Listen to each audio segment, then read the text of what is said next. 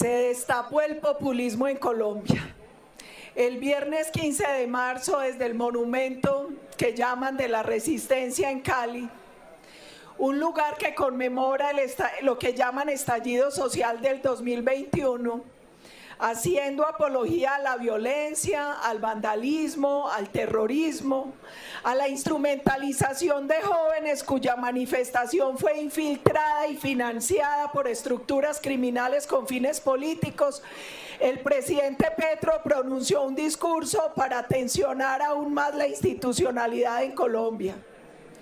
El mensaje central fue la supuesta intención de impulsar una Asamblea Nacional Constituyente, según Petro, para superar la rigidez y resolver 6 puntos: la implementación del Acuerdo de La Habana, los sistemas de salud, pensión, el acceso al agua, la reforma a la justicia y la verdad, el reordenamiento territorial, el cambio climático y el fin de la violencia.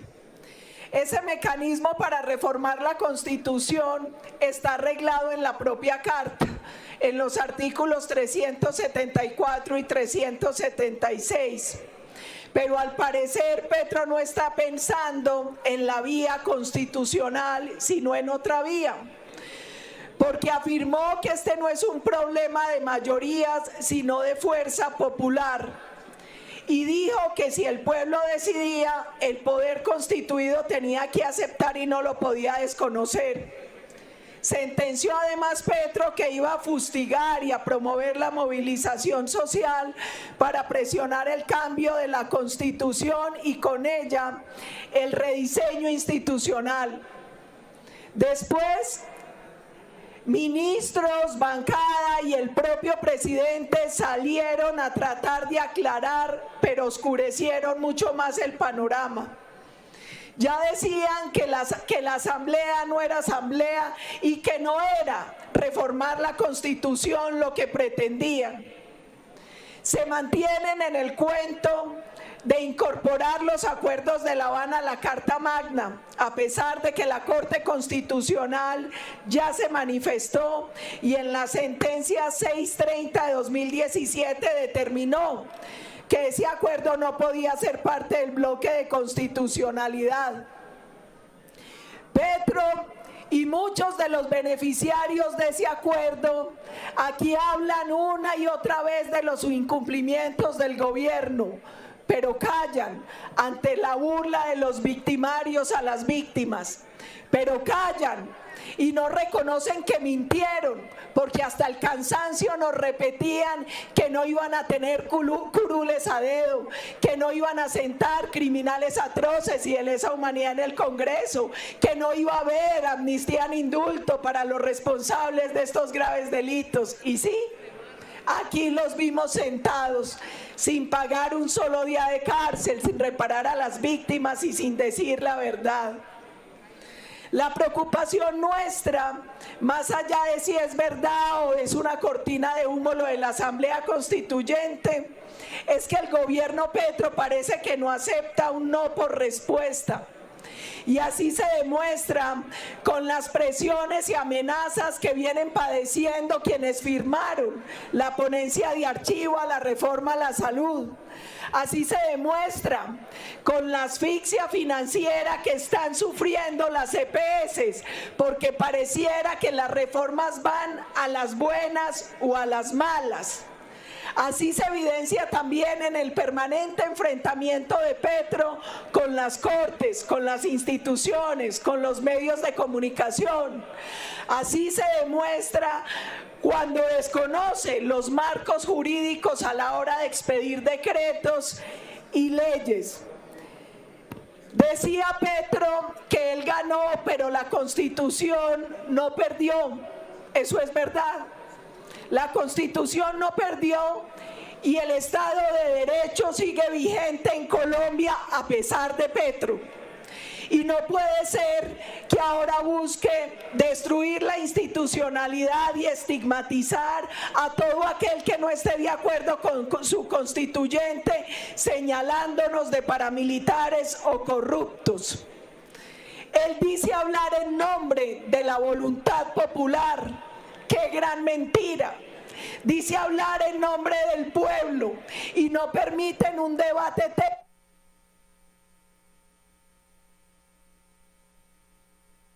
Continúo, honorable senadora.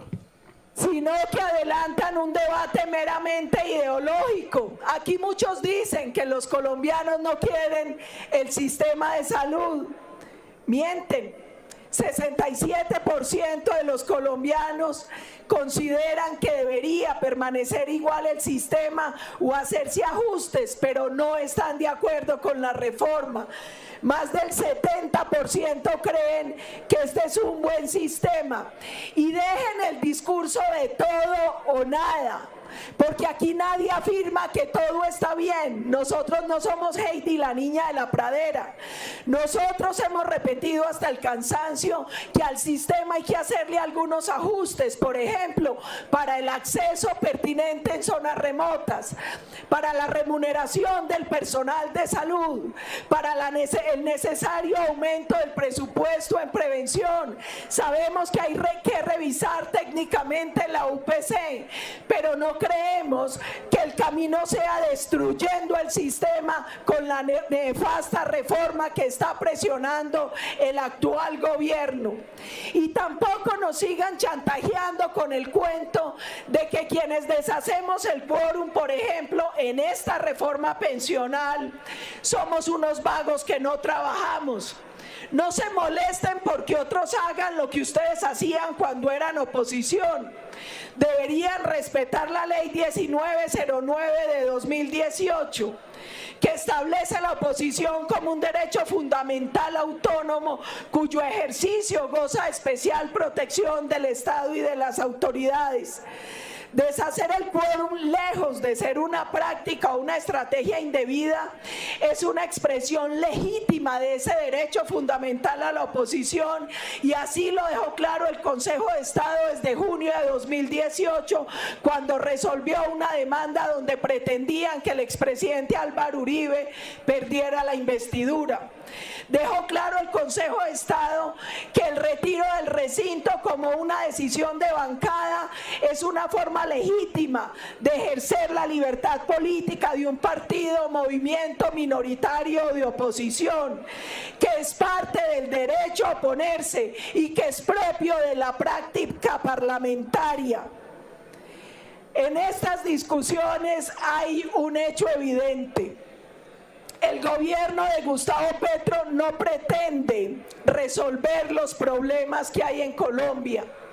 Pretende de manera dogmática imponer el modelo radical e ideológico que ellos han imaginado. Y por eso hoy yo quisiera recordar, para finalizar, un ensayo que les recomiendo a estos parlamentarios y a todas las bancadas: El decálogo del populista, del historiador y ensayista mexicano Enrique Krauss, más vigente que nunca en América Latina y para dolor nuestro, vigente hoy en Colombia. Las 10 características del populismo son: primero, la exaltación al líder carismático. Segundo, que usan y abusan de la palabra. Permanentemente hablan en público, atizan pasiones y dicen alumbrar el camino. Tercero, fabrican la verdad y detestan la libertad de expresión. 4, y muy importante aquí que se ha hablado tanto de corrupción, utilizan de modo discrecional los fondos públicos y se caracterizan por la ignorancia o incomprensión de los temas económicos. 5, reparten directamente la riqueza, pero la cobran en obediencia. 6, alientan el odio de clases, y eso sí que se hizo evidente en el discursito de Urabá del socialista de Ferragamo. Séptimo, movilizan permanentemente a los grupos sociales, hablan del pueblo como una masa selectiva y vociferante.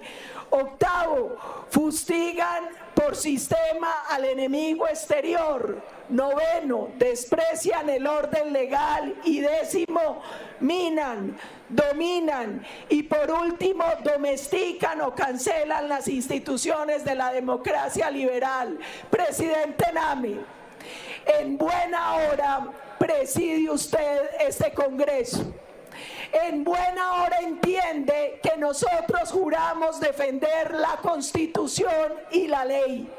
En buena hora usted está luchando para ser garante de la independencia de poderes, porque el populismo se destapó en Colombia. Gracias, honorable senadora.